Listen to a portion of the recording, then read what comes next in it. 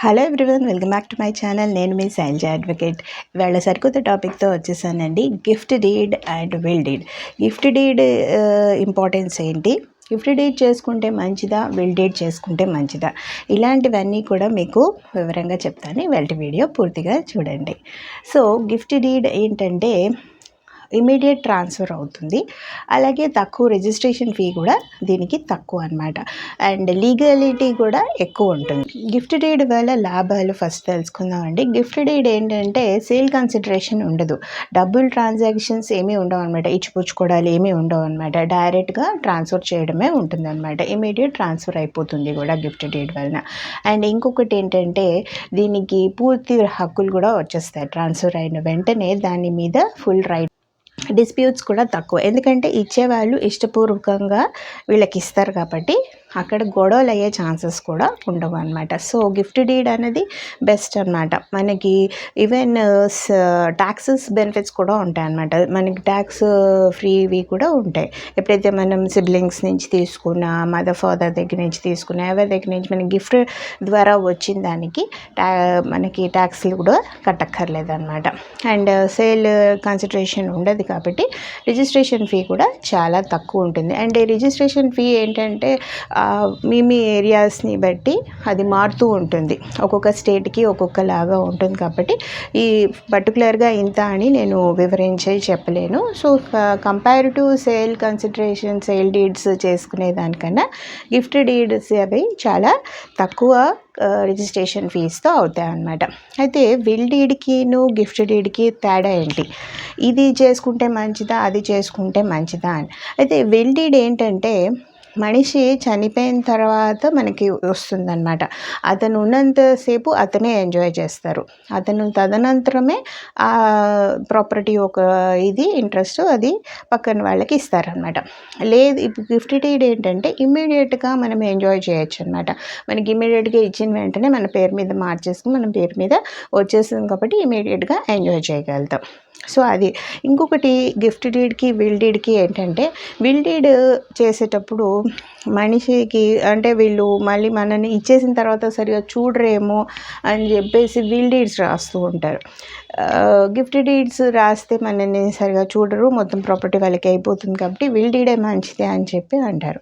కానీ gift deed కూడా అంతే ఉంటుందండి, ఇచ్చిన తర్వాత కూడా మనుషులు బాగా చూసుకునే ఛాన్సెస్ కూడా ఉంటాయి కాబట్టి గిఫ్ట్ డీడ్ కూడా చేసుకోవచ్చు అనమాట. అయితే గిఫ్ట్ డీడ్ రివోకేట్ చేయొచ్చా అంటే గిఫ్ట్ డీడ్ని మనము దాన్ని ఇచ్చినది వాపస్ తీసుకోవచ్చా, అది క్యాన్సిల్ చేయొచ్చా అని చెప్పాను. విల్ డీడ్ రివోక్ చేసుకోవచ్చు, విల్ డీడ్ని మార్చి మళ్ళీ రాసుకునే అవకాశం ఉంటుంది. అలాగే గిఫ్ట్ డీడ్ కూడా చేయొచ్చా, చేయకూడదు. గిఫ్ట్ డీడ్ చేయొచ్చండి, ఎందుకంటే దాంట్లో టర్మ్స్ అండ్ కండిషన్స్ అన్నవి రాసుకుంటూ ఉంటాం అనమాట. ఆ కండిషన్స్ కనుక ఫుల్ఫిల్ చేయకపోతే ఇమీడియట్గా ఒక క్లాజ్ రాసుకోవాలన్నమాట. గిఫ్ట్ డీడ్ రాసినప్పటికీ కూడా ఇమీడియట్ ట్రాన్సాక్షన్స్ అయిపోయినా కూడా మీకు ఆ రివోకేషన్ చేసే ఛాన్సెస్ ఒక క్లాజ్ రాసుకుంటే రేపొద్దున వాళ్ళు సరిగా చూసుకొని పరిస్థితిలో మీరు అది రివోకేట్ చేయొచ్చు, అది క్యాన్సిల్ చేసి మళ్ళీ మీరు తీసుకోవచ్చు అనమాట. ఇది కూడా మనకి విల్ డీడ్లో ఉన్నట్టే గిఫ్ట్ డీడ్ కూడా ఉంటుంది, కానీ మీరు ఆ క్లాజ్ మటుకు మెన్షన్ చేయాలన్నమాట. మీరు రాసేటప్పుడు డీడ్ రాసేటప్పుడే ఆ క్లాజ్ ఖచ్చితంగా మెన్షన్ చేసి డెఫినెట్గా మీకు అది రివోకేట్ చేయడానికి అవకాశం ఉంటుంది. గిఫ్ట్ డీడ్లో ఉండాల్సిన కాంపోనెంట్స్ ఏంటి అంటే గిఫ్ట్ డీడ్ దాని వ్యాలిడిటీ ఉంది అంటే ఎలాంటివి ఉంటేనే దాని వ్యాలిడిటీ ఉంటుంది అది మీరు చూడాలి.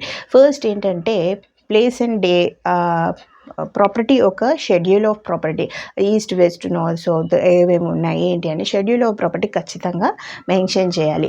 అండ్ ఇచ్చేవాళ్ళు తీసుకునే వాళ్ళ పూర్తి డీటెయిల్స్ ఇవ్వాలన్నమాట. వాళ్ళ డేట్ ఆఫ్ బర్త్ దగ్గర నుంచి వాళ్ళ ఆక్యుపేషన్, వాళ్ళ అన్ని డీటెయిల్స్ అనమాట, హౌస్ అడ్రస్ అన్నీ కూడా ఉంటాయి అన్నమాట. డోనీవి డోనార్వి ఇద్దరివి కూడా రాయాల్సి వస్తుంది, పూర్తిగా వాళ్ళవి రాయాలి.